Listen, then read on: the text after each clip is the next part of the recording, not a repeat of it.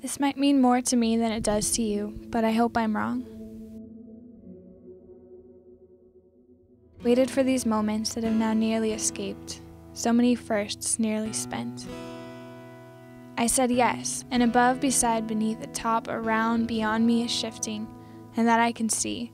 I can track the inches I've grown, places I've moved. I can hold a measuring line between me and the nearest passerby, between me and the love of my life. I know distance, I know closeness, I know this context by proximity.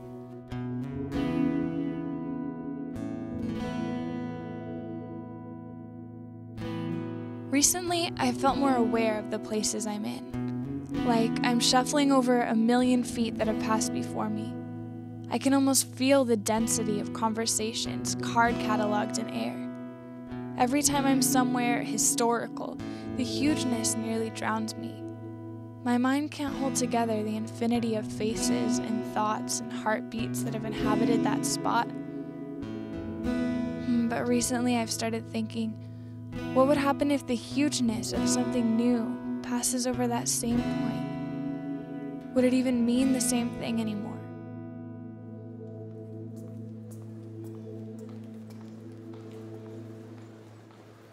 Well, you can feel like ashamed of things you do and ashamed of yourself. I think shame is regretting something. Feeling guilty. Being really disappointed in yourself. You know that it wouldn't be pleasing to God. Shame is something that makes you very uncomfortable. It makes you feel not good about yourself. One time there was a loose dog in the neighborhood, and I was delivering mail, and I jumped in my truck, and there was a little girl on the sidewalk, and afterwards I thought I really should have been concerned about the little girl, not about me. I should have worked harder on something. The way I look, my weight. Said I was going to call her more, we'd write more, and I feel bad that I haven't done that. When me and my friends get in arguments and we don't say sorry and we get all mad at each other, but then we become friends like 2 hours later. My husband shames me all the time. Embarrasses me. And I realized afterwards that I probably shouldn't have treated him like that. I should have been a little nicer. Sometimes I've said something mean, and you want to take it back. Why did I do that? Why did I say that, Ashamed? No, not really. I'm older, and I've lived my life, and I'm deserving to do this. I don't have to worry about mistreating someone. I have the right because I'm older.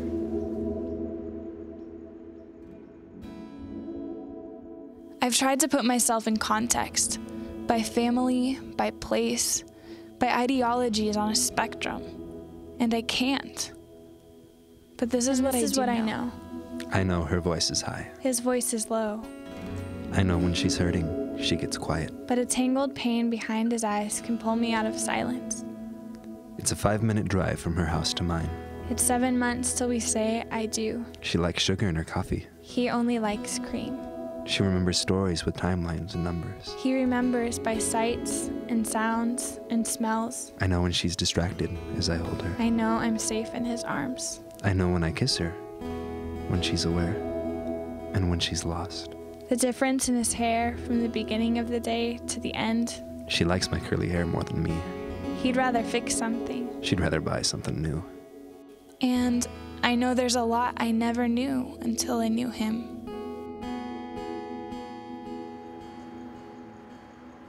What satisfies me? Oh, there are a lot of things that satisfy me.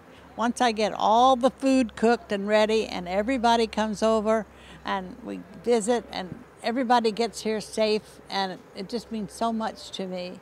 Family. I'm so lucky that I'm in this family. Knowing that everyone is taken care of. When my children are happy and content. When I see people in love, when I see love, it just makes me so happy. When all my friends are around me and we're all getting along and we play, it's cool. Like when I get the house clean. Achieving as high as I can. Having enough money to pay the bills. when everybody gets along and doesn't fight and stuff. We have so many reasons to be thankful. And when things are going smooth, I'm happy.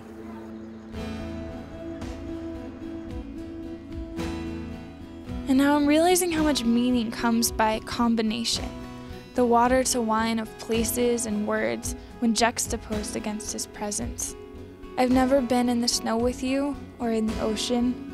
I've never stood in a house we call our home. I've never been 40 with you or been pregnant by you. I've never brought myself to dance with you, never had to suffer a death beside you, or had a shouting match or fight with fists. I've never slept beside you, or made love with you or anyone. And will all I've never done, once I've done it, change the way you look to me?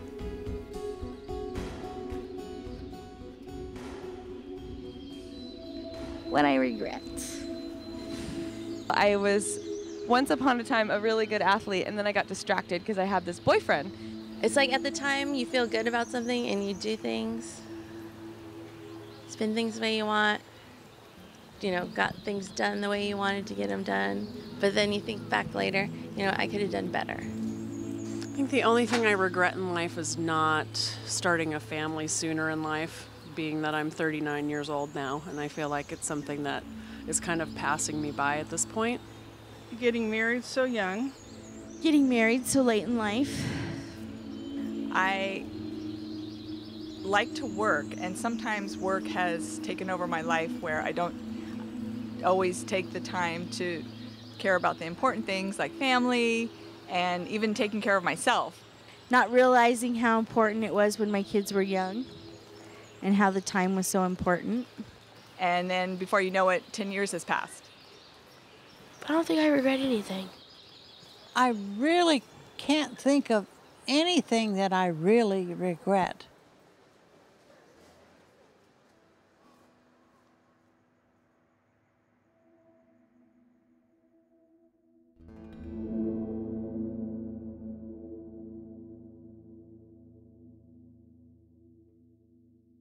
All this leads me to wonder, what's the currency of a smile from one place to the next? And it's with aggression that I want to pause.